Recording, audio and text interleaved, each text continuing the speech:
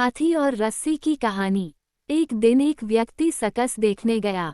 वहां जब वह हाथियों के बाड़े के पास से गुजरा तो एक ऐसा दृश्य देखा कि वह हैरान रह गया। उसने देखा कि कुछ विशालकाय हाथियों को मात्र उनके सामने के पैर में रस्सी बांध कर रखा गया है।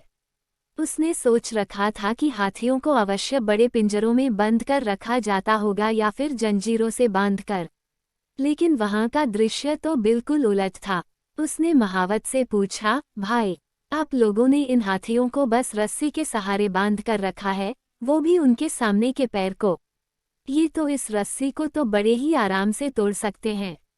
मैं हैरान हूं कि ये इसे तोड़ क्यों नहीं रहे। महावत ने उसे बताया, ये हाथी जब छोटे थे तब से ही हम उसे इतनी ही मोटी रस्सी से बांधते आ रहे हैं।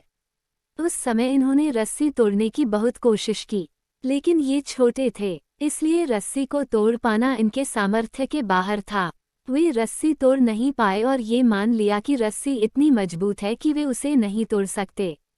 आज भी इनकी वही सोच बरकरार है।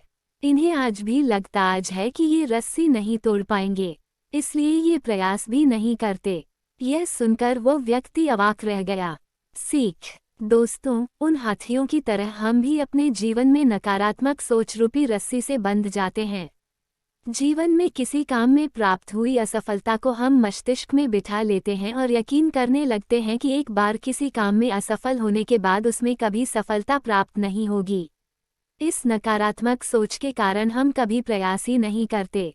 आवश्यकता है इस नकारात्मक सोच से बाहर निकलने की, उन कमियों को पहचानकर दूर करने की जो हमारी असफलता का कारण बनी। नकारात्मक सोच हमारी सफलता में सबसे बड़ी बाधक है।